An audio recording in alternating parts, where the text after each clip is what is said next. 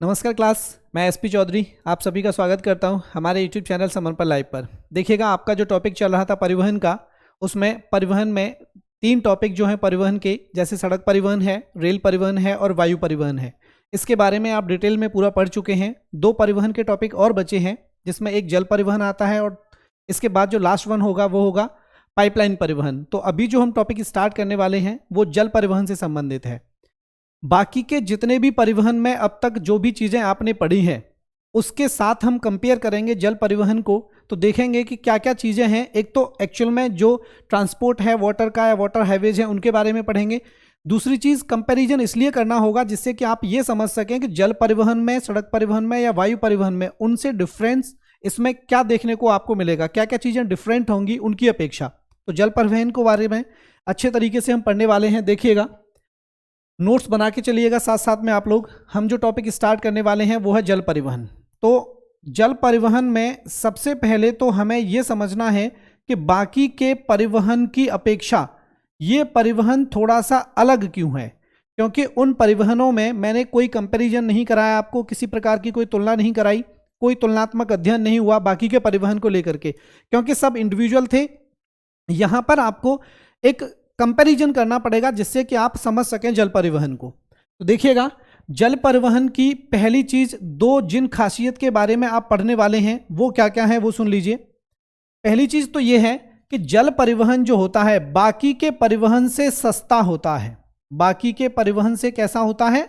सस्ता होता है। कैसे, सुनिएगा। जैसे हम इससे पहले बात कर रहे थे सड़क परिवहन से संबंधित। जब हमने सड़क परिवहन की बात की तो आप अच्छे तरीके से समझते हैं कि सड़क परिवहन तब ही संभव हो सकता है जब आप परिवहन मार्ग का निर्माण कर लेते हैं। मतलब कि एक सड़क का निर्माण आप कर लेंगे और वो भी आपको ध्यान रखना होगा कि 12 माह तक कार्य करने वाली सड़क हो, जिसे 12मासी सड़क कहा जाता है। क्योंकि ऐसा ना हो कि बारिश के दिनों में उसका प्रयोग बंद हो जाए या फिर सर्दियां या गर्मियों में उसका प्रयोग बंद हो जाए। तो हमें एक ऐसी सड़क का निर्माण करना पड़ता है कि वो 24 घंटे और 12 महीने वर्किंग में रहेगी, जिससे आपका परिवहन आसान हो जाएगा। लेकिन यहां पर आप देखेंगे कि सस्ता इसलिए है क्योंकि जब सड़क परिवहन की बात की जाएगी तो आपको एक सड़क का निर्माण करना पड़ेगा और सड़क के निर्माण में आपको अलग से पैसा खर्च करना होगा। बट जब हम बात करेंगे जल परिवहन की, तो जल परिवहन में सबसे पहली चीज तो ये कि आपको परिवहन मार्ग का निर्माण ही नहीं करना है। क्या चीज? परिवहन मार्ग का आपको निर्माण ही नहीं करना है, क्योंकि परिवहन मार्ग का निर्माण तो आपको सड़क के लिए करना था। यहां निर्माण इसलिए नहीं होगा क्योंकि यहां पहले से ही आपके पास एक नदी मौजूद होगी। क्योंकि जल परिवहन जो आप करने वाले हैं वो या तो किसी नदी के माध्यम से होगा या किसी नहर के माध्यम से होगा। और जब भी हम नहर का निर्माण करते हैं तो सबसे पहली चीज हमारे दिमाग में ये कभी नहीं आती है कि हम जल परिवहन के लिए नहर का निर्माण कर रहे हैं। वो तो अलग बात है कि बाद के कुछ वर्षों के बाद जाकर के हम उसमें परिवहन प्रारंभ कर सकते हैं। अदरवाइज स्टार्टिंग में कभी गवर्नमेंट की ये पॉलिसीज नहीं रहती हैं कि जल परिवहन के निर्माण के लिए नहर का निर्माण किया जाए, ऐसा नहीं होता। तो सामान्य तौर पर हम नहर की नहीं बल्कि नदी की बात करेंगे कि नदी में हम जल परिवहन को लेकर के चीजें पढ़ने वाले हैं आगे। तो यहां आपको देखो, न तो निर्माण करना है किसका? परिवहन मार्ग का, मतलब वहां आपको एक सड़क का निर्माण करना पड़ रहा था जिसमें पैसा खर्च हो रहा था। दूसरी चीज आप यहां देखेंगे कि हर एक बारिश के दिनों के बाद, चौमासे के जो दिन आते हैं, बारिश के जो दिन आते हैं, इनके बाद आप देखेंगे कितनी भी अच्छी सड़क का आप निर्माण कर लेते हैं, कितनी भी अच्छी सड़क आपने बना ली है, लेकिन बारिश के दिनों के बाद, हर एक बारिश के मौसम के बाद उस सड़क को रिपेयरिंग की आवश्यकता होती है, उसको मरम्मत की आवश्यकता होती है। क्योंकि जगह जगह पर गड्ढे हो जाते हैं, टूट फूट हो जाती है। तो हमें हर साल के बाद, कई बार अगर अच्छी सड़क या अच्छा मटेरियल यूज कर लिया गया है लोक निर्माण विभाग के द्वारा या उस व्यक्ति के द्वारा जो ठेकेदारी का काम कर रहा था सड़क के निर्माण के लिए, अगर उसने सही मटेरियल यूज किया है तो हो सकता है कि वो 2 साल तक आपको उसमें पैसा नहीं लगाना पड़ेगा। लेकिन आखिर में इस सड़क निर्माण के लिए आपको मरम्मत का काम भी करना पड़ता है।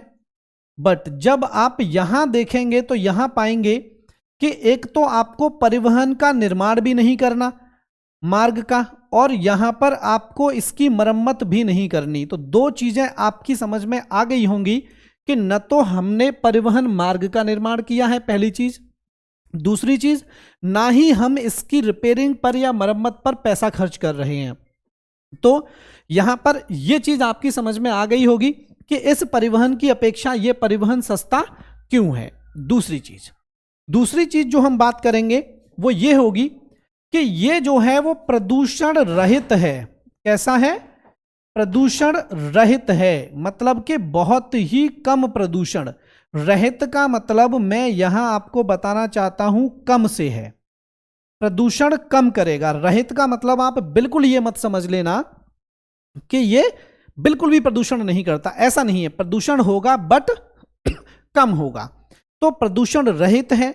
दूसरी चीज, यहां पर अगर आप देखो, इसके साथ ही कंपेयर करके देखना प्रदूषण रहित क्यों है। जैसे कि कोई भी एक नदी है, क्या है? कोई भी एक नदी है, और इस नदी में जो जल का बहाव है, ध्यान से सुनना, जो जल का बहाव है इस नदी में वो इस तरफ है। देखो इस तरफ नदी का बहाव है। अब अगर बहाव जो है इस साइड में है इसका, तो अगर आप किसी एक शिप को या किसी एक नाव को, किसको? किसी एक शिप को या किसी एक नाव को आप इस तरफ लेकर के जाते हैं, तो इसका मतलब ये होगा, जैसे मान लीजिए दो शहरों के बीच में कोई एक नदी बहती है, जैसे मान लीजिए मथुरा और आगरा। यमुना नदी जो है वो मथुरा से होकर के भी निकलती है और आगरा से होकर के भी निकलती है। ठीक वैसे ही ब्रह्मपुत्र नदी है जो कि अरुणाचल प्रदेश से असम और इन क्षेत्रों में बहते हुए बंगाल की खाड़ी की तरफ चली जाती है, बांग्लादेश से होते हुए। तो मैं सिर्फ ये कहना चाहता हूं, जैसे मान लीजिए मथुरा और आगरा का एग्जांपल ले लेते हैं, क्योंकि फेमस शहर हैं, एक कृष्ण नगरी है और एक ताज नगरी है, तो दोनों लोग आप समझ जाएंगे कि मैं मथुरा और आगरा का जो एग्जांपल ले रहा हूं वो इसलिए ले रहा हूं क्योंकि आप आसानी से इन चीजों को समझ पाएंगे। तो देखिएगा, मथुरा और आगरा की हम बात करेंगे, और इन दोनों के बीच में जो नदी बहती है उस नदी का जो नाम है, सबको पता है कि वो यमुना नदी है। कौन सी नदी है? यमुना नदी है।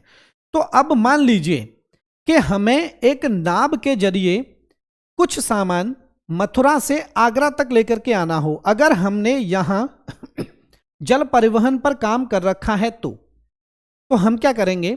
दो तरीके के सामान होते हैं। देखिए, एक रॉ मटेरियल होता है और एक मान लीजिए खाद्य पदार्थ होते हैं। जो खाद्य पदार्थ होते हैं वो हमें विद इन टाइम में पहुंचाने होते हैं, क्योंकि वो खराब होने के चांसेस बढ़ जाते हैं उसमें। लेकिन मान लीजिए कि लकड़ी लेकर के आनी हो, या मान लीजिए हमें लोहा लेकर के आना हो एक नाव के जरिए, तो आप मथुरा से नाव में रखेंगे और आगरा हमें आप उसको अनलोड करना होगा या सामान को उतारना पड़ेगा। तो जब हम ऐसा करेंगे तो ये देखेंगे कि मैंने दो एग्जाम्पल क्यों दिए। खाद्य पदार्थ मतलब जल्दी लाना पड़ेगा, और लोहे या लकड़ी का सामान आप दो एक आध दिन लेट भी हो जाओगे तो कोई फर्क नहीं पड़ने वाला है, क्योंकि वो खराब नहीं होगा। अब अगर खराब नहीं होगा तो फिर आप ऐसे देखिए कि आपने एक नाव को मथुरा से स्टार्ट किया। नाव का मतलब सिर्फ नाव नहीं होता है, नाव का मतलब स्टीमर भी हो सकते हैं जो इंजन से चलने वाले हो सकते हैं, इलेक्ट्रिक स्टीमर भी हो सकते हैं, बड़े जहाज भी हो सकते हैं, और नदी में कार्गो शिप तो यूज होते नहीं है, वो समुद्र में होते हैं। बट मैं आपको ये सारी चीजें दिखा दूंगा एक बार, जिससे कि आपके लिए ये चीजें समझनी आसान हो जाएंगी। ठीक है देखिएगा आगे। तो यहां आपको क्या करना है कि आप उस नाव को पानी के बहाव के साथ छोड़ दीजिए। एक व्यक्ति जो नाव लेकर के आ रहा है वो पानी के बहाव के साथ, जैसे मान लीजिए आपकी बिजली से चलने वाली गाड़ी है जो बोट है, या मान लीजिए कि वो डीजल पे चलने वाला इंजन है उसमें, तो आप इंजन बंद कर दीजिए। पानी का बहाव है, पानी के बहाव के साथ वो नाव बहती हुई आएगी, और आगरा तक आपको किसी प्रकार का फ्यूल कंजप्शन में नहीं लेना पड़ेगा, मतलब कि ईंधन नहीं जलेगा। तो अगर आप ईंधन का प्रयोग नहीं करेंगे, मान लीजिए एक तरफ से आप ईंधन का प्रयोग नहीं करते हैं, तो दो चीजें होंगी। एक तो प्रदूषण नहीं होगा, दूसरी चीज ईंधन पर होने वाला जो खर्च है वो भी आपका क्या हो जाएगा? बच जाएगा। क्योंकि सड़क मार्ग का निर्माण तो आप कर रहे थे, यहां परिवहन मार्ग का निर्माण भी आप नहीं कर रहे हैं, सिर्फ क्या कर रहे हैं, जो परिवहन के साधन है, क्या है, जो परिवहन के साधन है, उन साधनों से ही आपने क्या करना शुरू कर दिया, जल परिवहन शुरू कर दिया, आपने परिवहन मार्ग का निर्माण नहीं किया। अब जितने भी लोग हैं क्लास में, फटाफट से आप इसका स्क्रीनशॉट ले लीजिए, जिससे कि मैं बाकी की चीज़ों को और समझाने की कोशिश करूंगा आपको, और फिर हम क्लास को आगे लेकर के चलेंगे। और कुछ चीज़ें हैं, इमेजेस हैं जरूरी, जो मैं आपको उसको मैं दिखा दूंगा। तो फटाफट से पहले आप इसका स्क्रीनशॉट ले लीजिए और फिर हम आगे चलते हैं। देखिएगा, हाँ, स्क्रीनशॉट आपका हो गया होगा। कुछ जरूरी चीजें हैं जो आपको मैं दिखाना चाहता हूं, और वो ये हैं, देखिएगा। जब हम परिवहन मार्ग की बात करते हैं, किसकी बात करते हैं, परिवहन मार्ग की बात करते हैं, तो देखिए परिवहन जो स्टार्ट होता है वो बेसिक जो जानकारी है वो ये है, देखो इस तरीके से परिवहन स्टार्ट होगा। सबसे पहले मैं एक छोटी सी नाव का एग्जांपल आपको दूंगा कि आप परिवहन यहां से स्टार्ट कर सकते हैं। और बहुत सारे लोगों ने ये सारी चीजें अपने जीवन में कहीं ना कहीं, कभी ना कभी तो देखी होंगी, भले ही आप उस पर नहीं बैठे हैं, लेकिन आप इससे वाकिफ जरूर होंगे। ऐसा नहीं होगा कि आप इससे अननोन हो। तो परिवहन में सबसे छोटा परिवहन जो स्टार्ट करेंगे जल परिवहन में, वो एक सिंपल सी नाव हो सकती है, बोट हो सकती है, जिसे मैनुअली आप अपने हाथ से, रैकेट्स जिन्हें बोलते हैं, जिन्हें चंपू कहा जाता है, उसके जरिए आप चला सकते हैं इस नाव को, और कुछ व्यक्तियों का परिवहन हो सकता है। क्लियर यहां तक? अब थोड़ा सा आगे चलेंगे और मैं परिवहन को बढ़ते हुए क्रम में आपको दिखाना चाहता हूं कि किस हद तक इनसे परिवहन हो सकता है। बट आप इस वाली स्लाइड को हमेशा ध्यान में रखिएगा, क्योंकि पूरी कहानी जो है इसी से चल रही है। देखो इस वाली इमेज को जब आप देखेंगे, देखिएगा, इस वाली इमेज को जब आप देखेंगे तो आप ये पाएंगे कि यहां पर, इस जगह पर देखो, आपने परिवहन मार्ग का तो निर्माण नहीं किया है। यहां पर जो परिवहन है, उस परिवहन मार्ग का निर्माण आपके द्वारा नहीं किया गया है, बल्कि सिर्फ क्या हुआ है, आपने क्या किया है, सिर्फ परिवहन का साधन, ये जो नाव आपको दिखाई दे रही है, ये सिर्फ क्या है, ये केवल परिवहन का साधन है, ये परिवहन मार्ग नहीं है। तो केवल परिवहन साधन आप लेकर के आ गए और आपने क्या किया, परिवहन मार्ग का निर्माण नहीं किया, बट आपने परिवहन करना शुरू कर लिया। क्लियर यहां तक? देखिए आगे, जब आप आगे चलेंगे तो आप पाएंगे कि अब बदलाव देखने को आपको मिलेगा। अभी आप कुछ सवारियों को, कुछ यात्रियों को लेकर के जा रहे थे, यहां पर आप देखिए, मैंने जैसे कि अभी आपसे कहा, ये कुछ बेचारे, अरे ये तो नवाजुद्दीन सिद्दीकी जैसा व्यक्ति मिल गया आपको, देखना गौर से। हाँ, तो ये जो व्यक्ति हैं, ये परिवहन कर रहे हैं, बट यहां आप देखिएगा कि ये जो लकड़ी है, क्या है, यहां पर जो लकड़ी है उसका ये परिवहन कर रहे हैं। मैंने ये कहा था कि परिवहन सिर्फ यात्रियों का नहीं होता, बल्कि सामान का भी हो सकता है। तो ये व्यक्ति देखो, किसी प्रकार का इस नाव में इंजन नहीं भी हो, और अगर इंजन है भी जो कि फ्यूल कंजप्शन करता है, तो जिस तरफ नदी का बहाव होगा उस तरफ इसको आप आराम से लेकर के जा सकते हैं, और वहां आपको कंजप्शन नहीं करना पड़ेगा।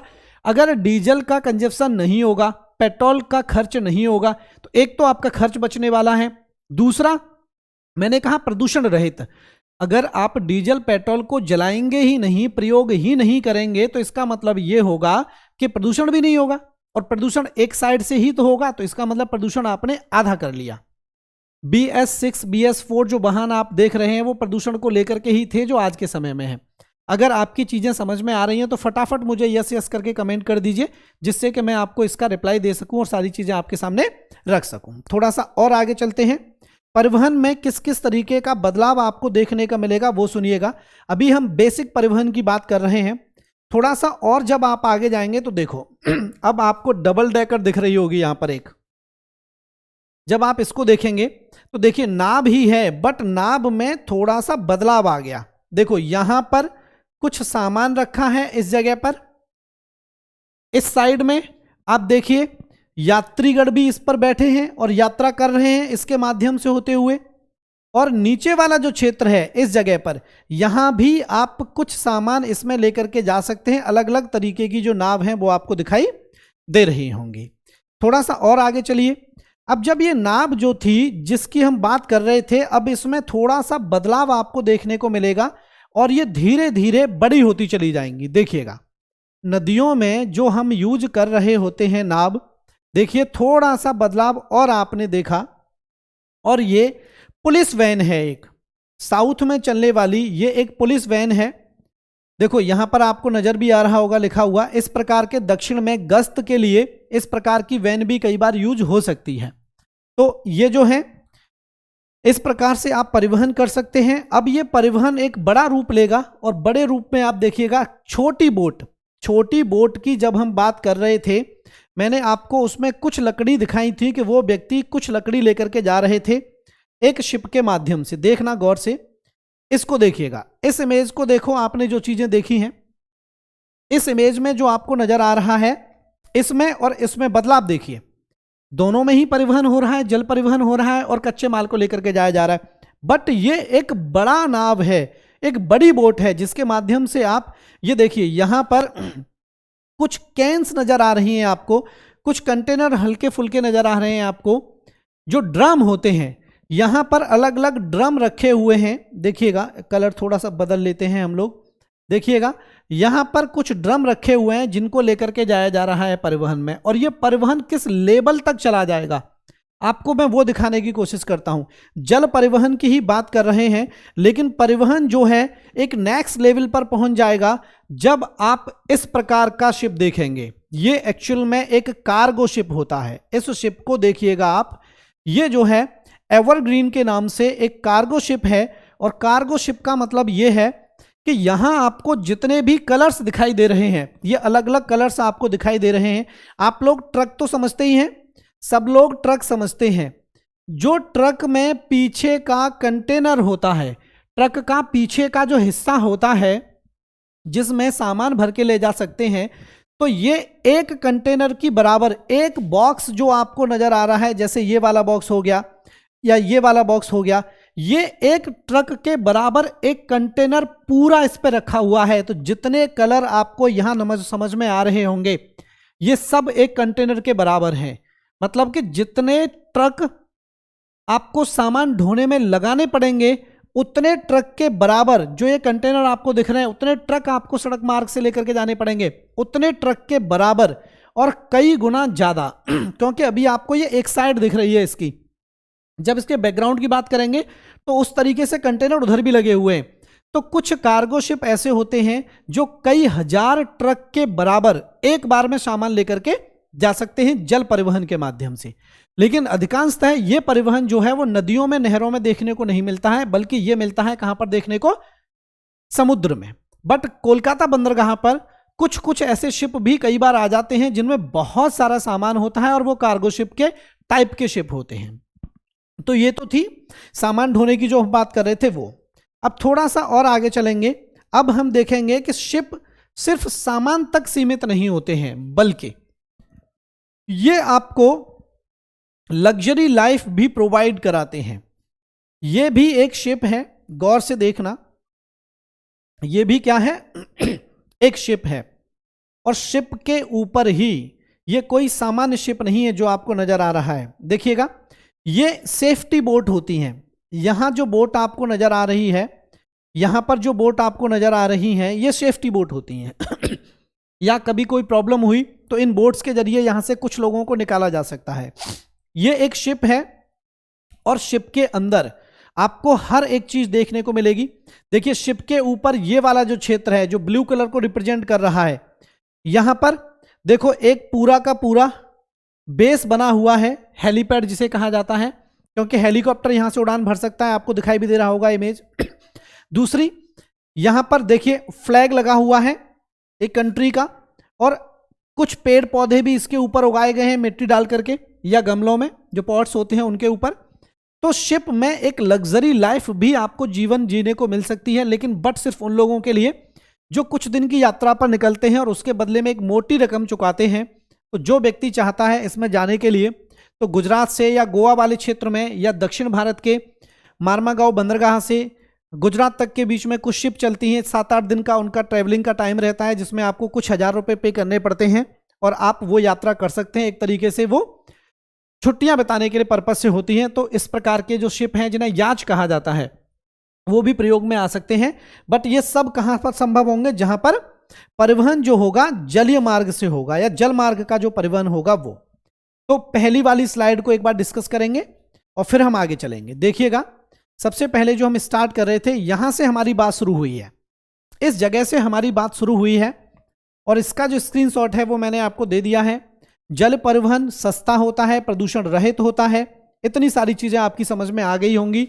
और इसके बाद अब एक और यहां से आप लीजिएगा स्क्रीनशॉट, और वो ये होगा कि अगर जल परिवहन में हम भारत की दृष्टि से बात करें, इसकी दृष्टि से अगर हम भारत की दृष्टि से जल परिवहन की जब बात करेंगे तो देखो, अत्यधिक प्राचीन काल से ही, मतलब यहां पर जल परिवहन का जो प्रचलन रहा है, क्या रहा है?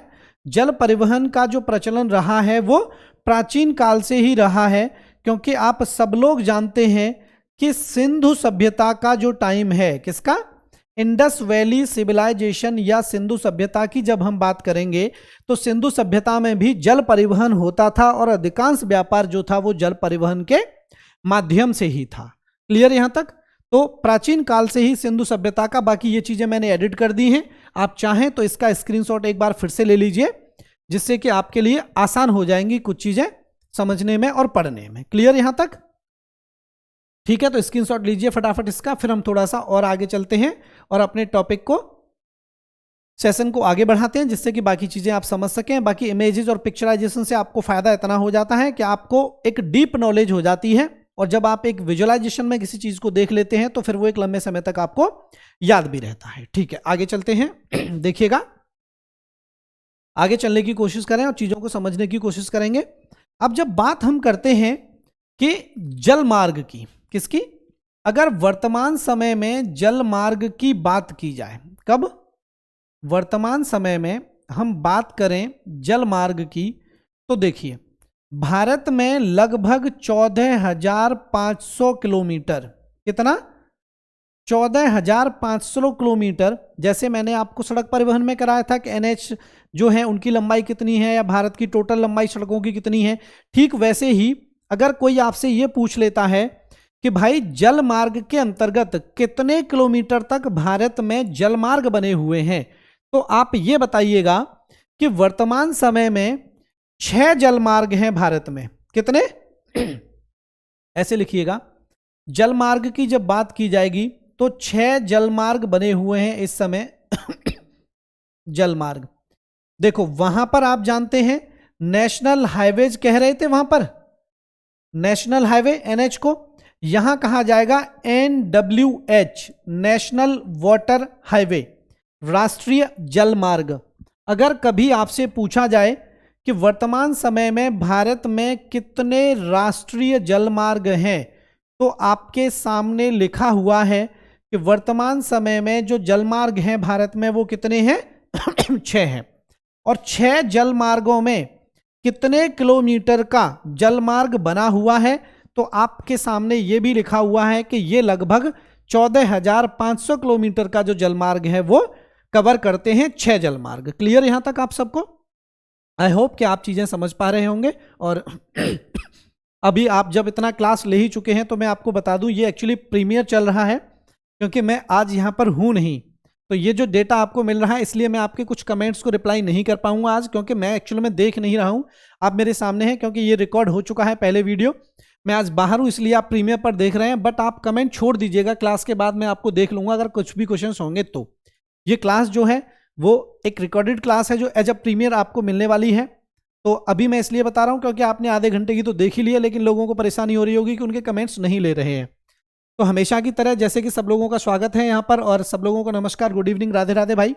क्योंकि आज लाइव क्लास में आपके कमेंट्स मुझे नहीं दिखेंगे, क्योंकि ये रिकॉर्डेड क्लास है, एज अ प्रीमियर चल रही है, इसलिए मैंने अभी आपकी सारी विशेष ले ली हैं और उम्मीद करता हूँ अब सारी चीज़ें आप समझ पा रहे होंगे। क्योंकि आज कमेंट्स नहीं कर रहे हैं, उसके बावजूद भी मैं खुद से ही थोड़ा ज़्यादा टाइम ले रहा हूँ समझाने में, क्योंकि आज मैं आपको सुन नहीं पाऊंगा। बाकी आप कमेंट छोड़ दीजिएगा, बाद में मैं देख लूंगा, अगली क्लास में हम उसको डिस्कस करेंगे। ठीक है, चलते हैं आगे। तो 14,500 किलोमीटर की जो कवर है, अब बात ये आती है कि ये जो 14,500 किलोमीटर हैं वो कहाँ कहाँ पर बने हो सकते हैं। देखिएगा, पहली चीज, कुछ तो नदियों पर हैं। कहाँ पर? कुछ नदियों पर हैं। कुछ बने हुए हैं कहाँ पर? नहरों पर बने हुए हैं। और कुछ बने हुए हैं कहाँ पर? झीलों पर बने हुए हैं। तो इतने जलमार्ग हैं। अब नहर की जब बात आएगी तो गौर से सुनना, एक नहर है वकिंघम। वकिंघम एक नहर है और ये पड़ती है कोरोमंडल तट पर।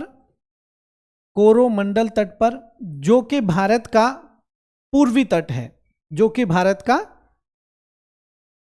पूर्वी तट है। तो गौर से सुनिएगा, इस की जब हम बात करेंगे वकिंघम की, तो लगभग 630 किलोमीटर का जलमार्ग बना हुआ है इस पर। तो नहर पर, किस नहर पर सबसे लंबा जलमार्ग है, कभी अगर आपको यह पूछ लिया जाता है तो आप वकिंघम लगा दीजिएगा और कोरोमंडल तट लगा दीजिएगा। क्लियर यहां तक? मैं उम्मीद करता हूं कि सारी चीजें अब तक आपकी समझ में आ गई होंगी जो मैंने समझाने की कोशिश की है। और अब हम बात करेंगे जो हमारे 6 NWH हैं, या नेशनल वाटर हाईवेज हैं, या राष्ट्रीय जल मार्ग हैं। बट जरूरी टॉपिक चल रहा है, इसलिए कोई क्लास मिस करके नहीं जाएगा कि सर लाइव नहीं है इसलिए मिस कर दो।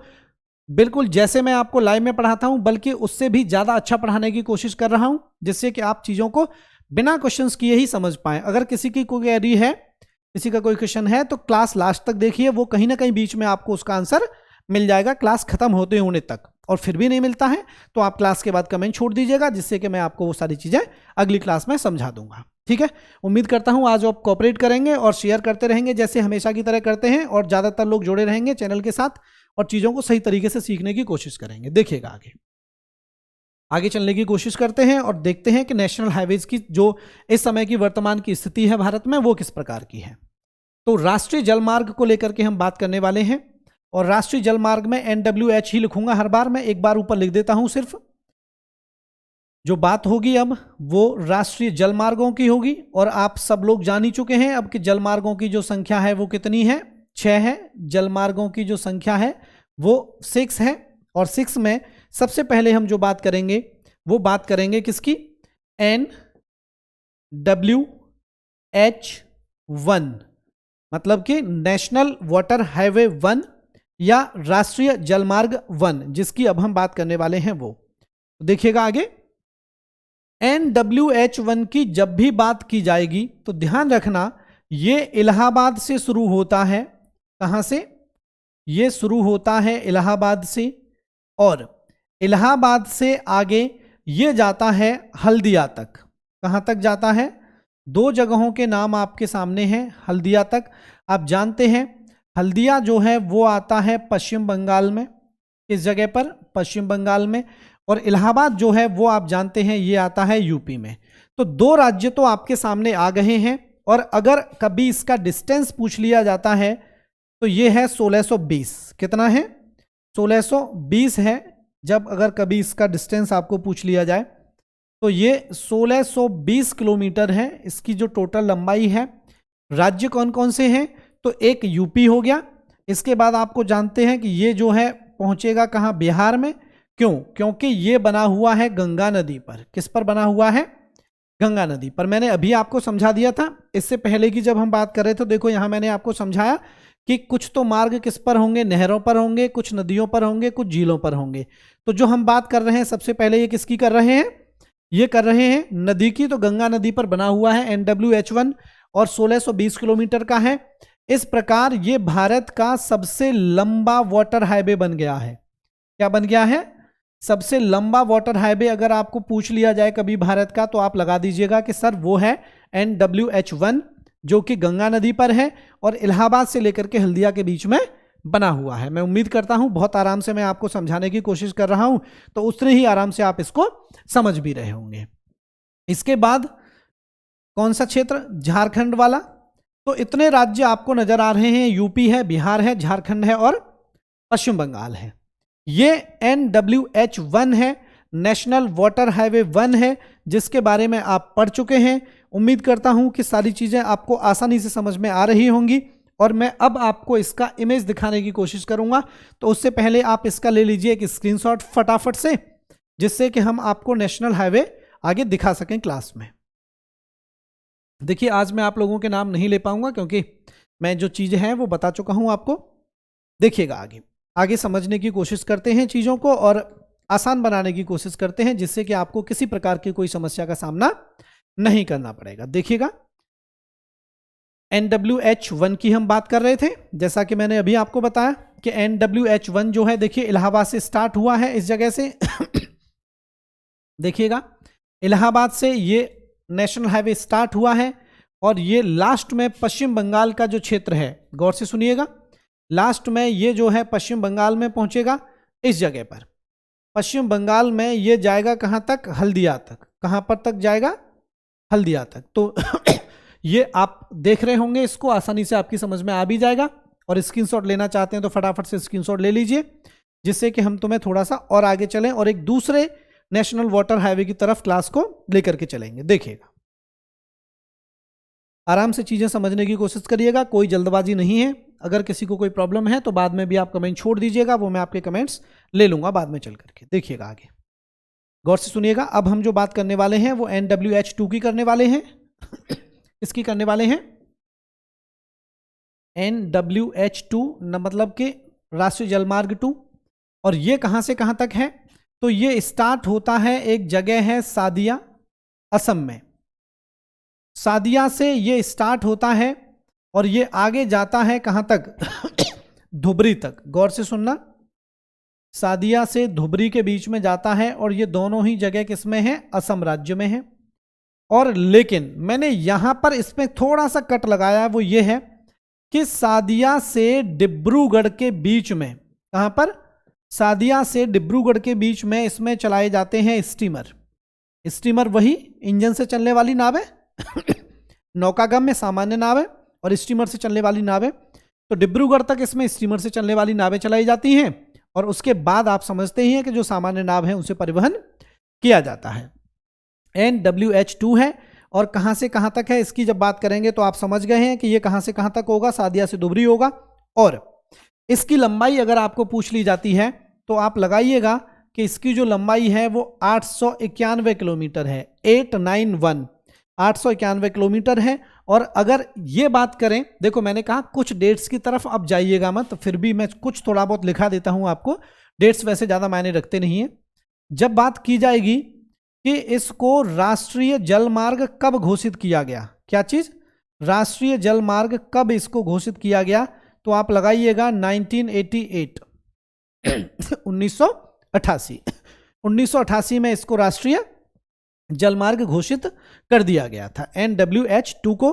तो उम्मीद करता हूं समझ में आ गया होगा। हट जाता हूं थोड़ा सा आगे से, स्क्रीनशॉट ले लीजिए फटाफट से। और जब तक मैं थोड़ा सा पानी पी लेता हूं, आप जानते हैं जल ही जीवन है, मारकर गिर गया क्या, चलो कोई बात नहीं, फटाफट से बस 2 ही बूंद पानी बचा था जिंदा रहने के लायक, वो भी लगभग खत्म हो गया है। पानी की बहुत बड़ी किल्लत होने वाली है। देखिएगा आगे, तो पानी बिल्कुल बिगाड़ने की जरूरत है नहीं। NWH2 आपके सामने आ गया है, स्क्रीनशॉट भी हो गया होगा। आगे चलते हैं, देखिएगा अब हम बात करेंगे NWH3 की। ये जो बना हुआ है, मैं आपको NH2 और NH निकल जाता है गलती से, NWH है वो, तो ध्यान रखिएगा। राष्ट्रीय जलमार्ग है तो NWH ही बोलूंगा मैं आज, NH बोलूंगा नहीं, गलती से फ्लो में निकल जाता है कई बार। तो ये जो है स्टार्ट होता है कोल्लम से, कहां से, ये कोल्लम से स्टार्ट होता है और जाता है कोटापुरम तक, कोटापुरम तक। और मैं अभी आपको NWH1, 2 और 3 तीनों के इमेजेस दिखा दूंगा। एक तो आप देख ही चुके हैं 1 वाला, सेकंड और थर्ड जो नेशनल हाईवेज हैं, वाटर से रिलेटेड या वाटरवेज हैं या राष्ट्रीय जलमार्ग हैं, उनके इमेज भी मैं आपको भी तुरंत ही दिखा दूंगा जिससे कि आपकी चीजें समझ में आ जाएंगी। और ये अगर पूछा जाए कि किस जगह पर है तो ध्यान रखिएगा, आप लगाइएगा ये केरल में है, किस जगह में, केरल में है। और इस मार्ग की खासियत क्या थी वो सुनिएगा। ये भारत का ऐसा प्रथम मार्ग था जिस पर 24 घंटे जल परिवहन हो सकता था। कब, 24 घंटे, मतलब कि कभी भी वर्ष में कभी भी ऐसा टाइम नहीं होगा कि यहां पानी ना हो। दिन रात पूरी सेफ्टी यहां पर थी ठीक तरीके से, जिससे कि 24 घंटे यहां पर परिवहन हो सकता था। अब बात ये आती है कि इसकी लंबाई कितनी है, तो ध्यान से सुन लीजिएगा। जब हम इसकी लंबाई की बात करेंगे तो ये जो है वो 205 किलोमीटर का है। कितने का? 205 किलोमीटर का है। और कुछ विशेष इसमें समझने के लिए आपके सामने है नहीं। अक्सर करके सिर्फ नाम पूछे जाते हैं और कहां से कहां तक है ये पूछ लिया जाता है। फटाफट से स्क्रीनशॉट ले लीजिए, जिससे कि हम 4 की तरफ चलेंगे। राष्ट्रीय जलमार्ग 4 पढ़ेंगे हम आगे इससे चल करके, जिससे कि चीजें और क्लियर हो जाएंगी। बट थोड़ा सा मैं आपको इसमें इमेज दिखा देता हूं, क्योंकि फर्स्ट तो आप देख ही चुके हैं, सेकंड और थर्ड की हम बात करेंगे। तो देखिएगा, सेकंड मैंने आपको दिखाया था ब्रह्मपुत्र नदी पर। कौन सी नदी पर? ब्रह्मपुत्र नदी की हम बात कर रहे थे सेकंड के लिए। देखिएगा,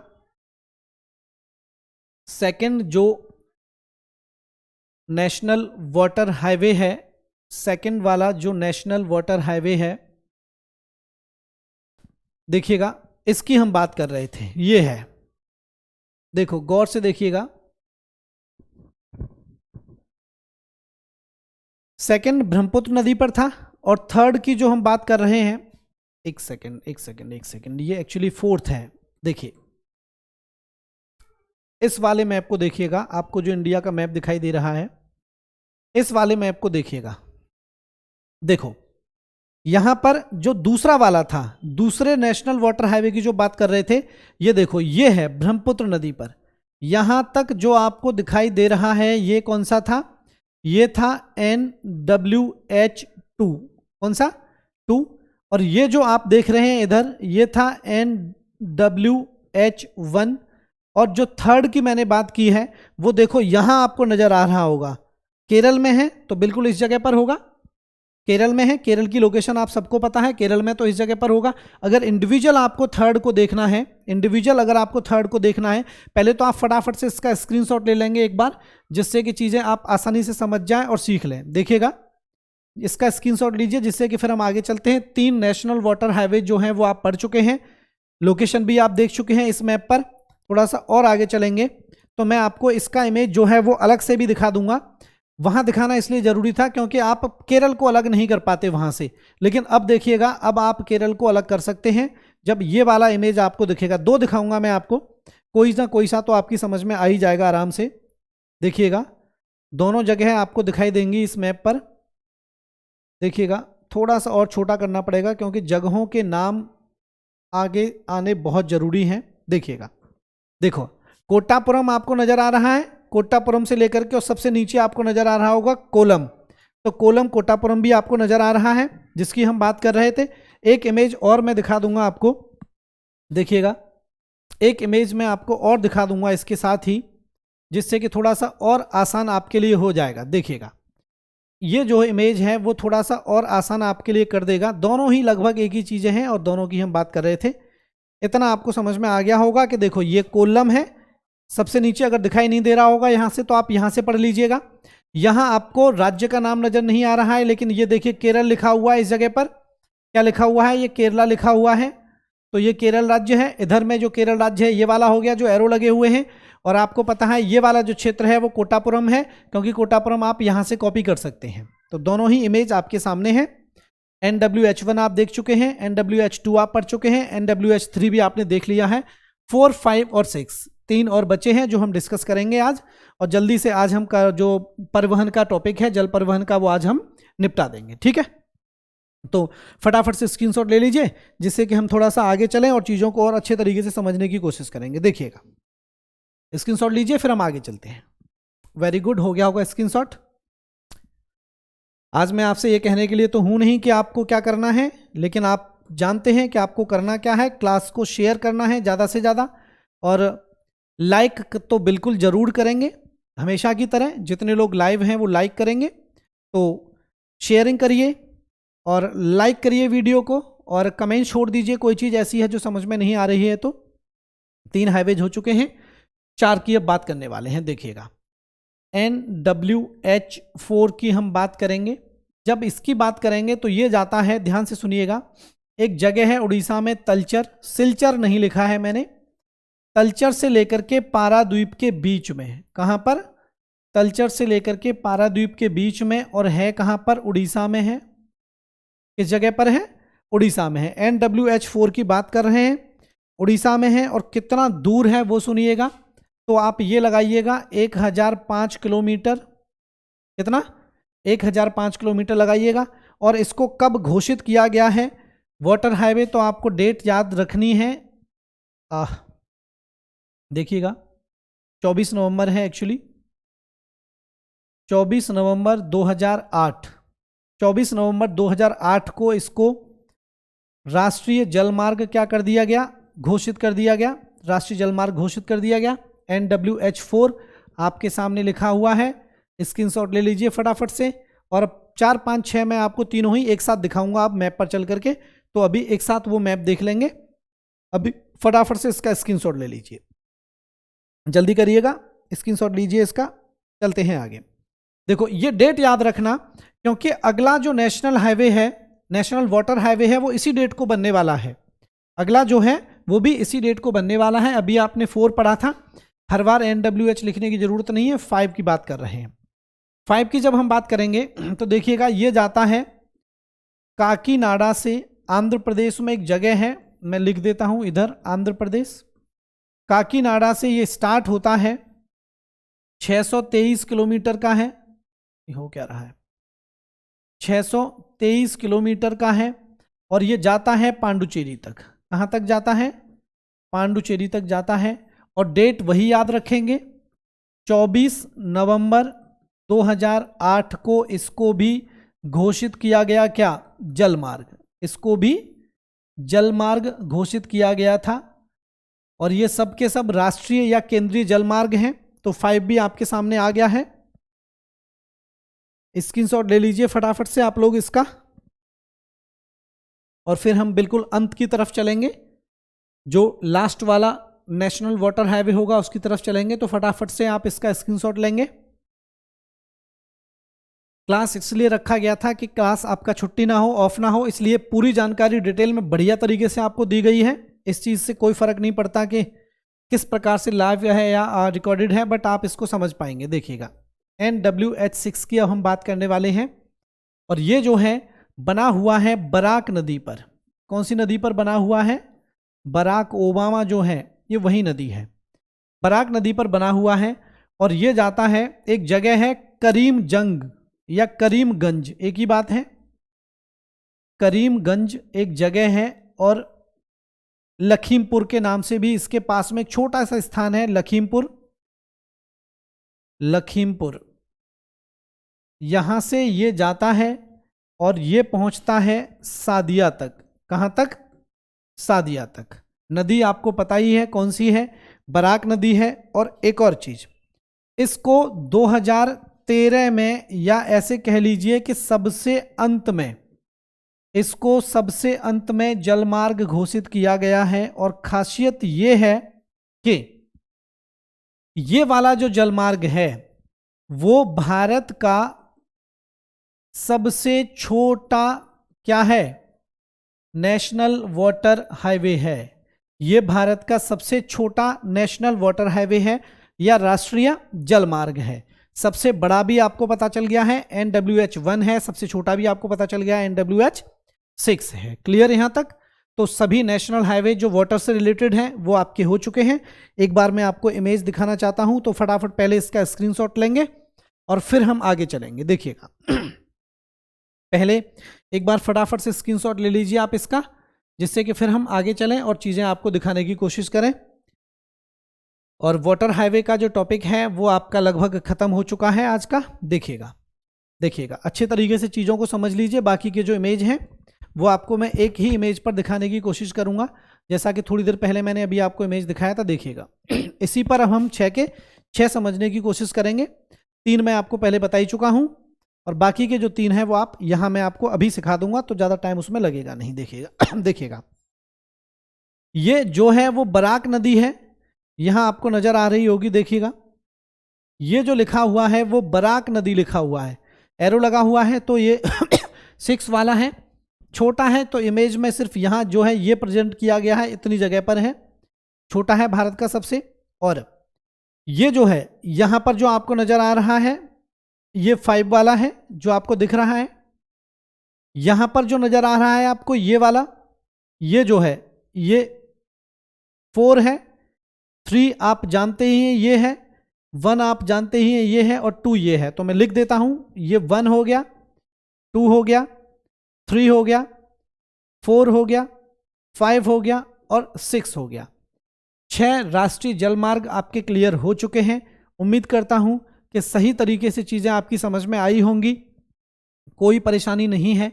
परिवहन में जो अगला टॉपिक होगा इसी से रिलेटेड रहता है, बंदरगाह वाला। तो चाहे आप तो इसके तुरंत बाद में करा दूंगा, या फिर आप चाहें कि पाइपलाइन परिवहन के बाद कराएं तो पाइपलाइन का एक हल्का सा 12 से 15 मिनट का टॉपिक है वो हम ले लेंगे, या अगली क्लास में हम आपको पाइपलाइन परिवहन और जो बंदरगाह से रिलेटेड है वो दोनों चीज़ें एक ही क्लास में समराइज कर देंगे, समझ में आ जाएंगी, प्रॉपर तरीके से ठीक से समझ पाएंगे आप उन चीज़ों को। तो उम्मीद करता हूँ कि आज की क्लास आपको ठीक लगी होगी, अच्छी लगी होगी, पसंद आई होगी, समझ में आई होगी। तो अगर ऐसा सब कुछ है तो जितने भी लोग अभी सेशन में जुड़े हुए हैं वीडियो को लाइक जरूर करिएगा और शेयर करते रहिएगा। हम मिलते हैं अपनी क्लास में, जब तक के लिए सब लोगों को बाय बाय, टेक केयर, ध्यान रखिएगा सब लोग अपना। Thank you.